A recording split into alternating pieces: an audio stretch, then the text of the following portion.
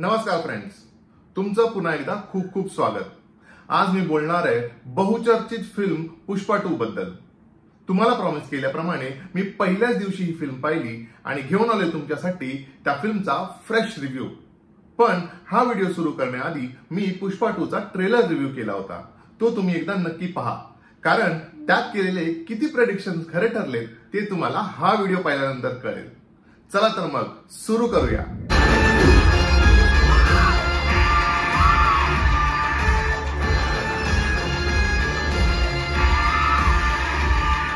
बोलू या फिल्मच्या कथेबद्दल जी लिहिली आहे सुकुमार याने। तसं तर पुष्पा पार्ट 1 मध्ये आपण पुष्पा या कॅरेक्टर बद्दल समजून घेतलंय की कसा एका सर्वसामान्य घरातला मुलगा लाल चंदनाच्या तस्करीचा बादशाह बनतो, आणि पुष्पा 2 हे त्याचंच जरी कंटिन्युएशन असलं तरी ही कथा कम्प्लिटली वेगळी वाटते। लोकल चंदनाची तस्करी करणाऱ्या पुष्पाला आता इंटरनॅशनल तस्करी करायची आहे। हो, पण ते वाटतं तेवढं सोपं नाही।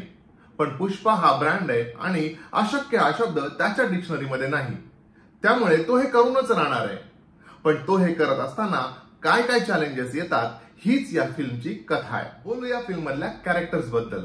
पुष्पा पार्ट 1 च्या सक्सेसने पॅन इंडिया स्टार झालेला द अल्लू अर्जुन म्हणजेच पुष्पा, त्याचा स्वतःचा एक स्वॅग आहे, एक स्टाईल आहे, जी थ्रू आउट द फिल्म आपल्याला दिसते। तो दिसायला जरी सक्त लॉंडा असला तरी त्याची बायको, त्याची आई, त्याचे इतर नातेवाईक आणि त्याच्याबरोबर काम करणाऱ्या सगळ्यांबद्दलच त्याला खूप प्रेम आहे। या सगळ्यांबरोबर त्याला एक वेगळीच इमोशनल अटॅचमेंट आहे आणि अनेक सीन मधून आपल्याला दिसते। पुष्पा हा एक उत्तम लीडर देखील आहे आणि हे सारं अल्लू अर्जुन याने त्याच्या उत्तम अभिनयाने आपल्याला दाखवून दिलंय। पण त्याच्या अभिनयाच्या सक्षमतेची खरी झलक आपल्याला पाहायला मिळते तर या फिल्म मधल्या जत्रेच्या सिक्वेन्स मध्ये। तुम्हाला कांतारा मधला क्लायमॅक्स सिक्वेन्स आठवतोय? त्यापेक्षा 10 पटीने जोरदार असा हा सिक्वेन्स आहे, म्हणजे अक्षरशः सुन्न करून टाकणारा।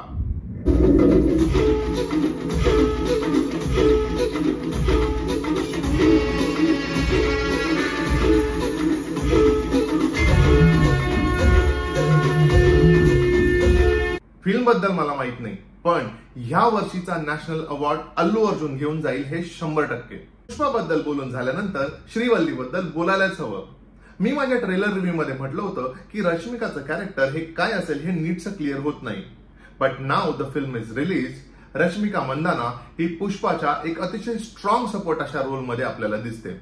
तिचं कॅरेक्टर हे खूप छानरित्या डेव्हलप केलं गेलंय आणि हो, तिने हे खूप उत्तमरित्या साकारलंय देखील।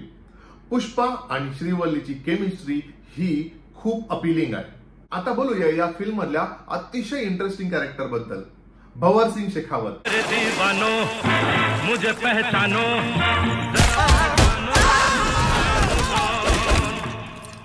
तुम्हाला आठवतंय मी ट्रेलर रिव्ह्यू मध्ये म्हटलं होतं की पुष्पा आणि भंवर सिंग शेखावत मधलं टसल पाहायला खूप जास्त मजा येणार आहे। अँड ट्रस्ट मी, स्क्रीनवर अल्लू अर्जुन हा जेवढा पॉवरफुल आणि स्ट्रॉंग वाटतो, फहाद फासिल हा तेवढ्याच ताकदीने त्याच्या समोर उभा राहतो, अर्थात स्वतःतला ह्युमर कायम ठेवत। फहाद फासिल मध्ये एक वेगळा सायकोनेस आहे आणि त्यामुळेच खऱ्या अर्थाने ह्या दोघांमधलं टसल पाहायला खूप जास्त मजा येते।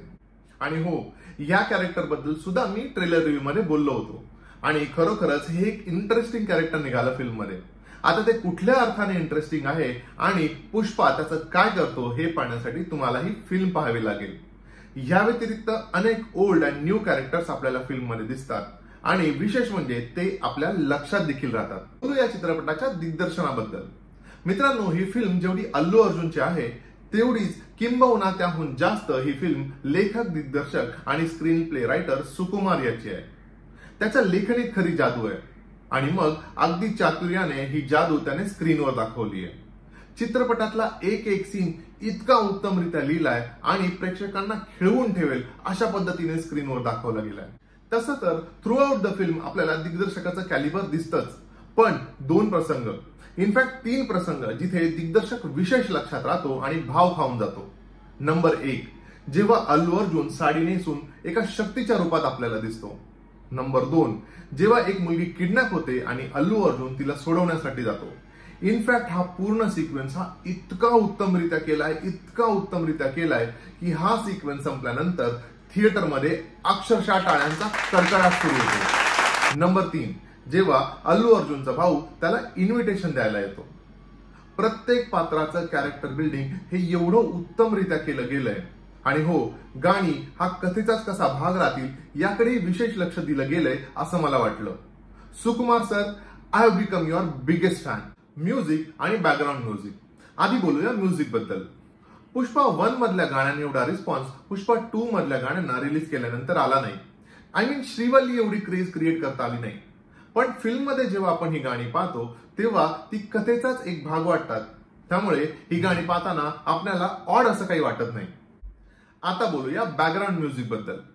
पुन्हा एकदा माझ्या ट्रेलर रिव्ह्यूच्या व्हिडिओची आठवण करून देत सांगतो की मी म्हणालो होतो या फिल्ममध्ये वरच्या दर्जाचं बॅकग्राऊंड म्युझिक असेल आणि तेही खरं ठरलंय. मित्रांनो, हा व्हिडिओ स्पॉन्सर्ड व्हिडिओ नाहीये, पण तरीही मी तुम्हाला विनंती करीन की तुम्ही डॉल्बी ॲटमॉस असलेल्या थिएटरमध्ये ही फिल्म एक्सपिरियन्स करा. डीएसपी ज्याने या फिल्मचं म्युझिक केलंय, बॅकग्राऊंड स्कोर मध्ये एक वरच्या दर्जाचा एक्सपिरियन्स देत भाव खाऊन जातो.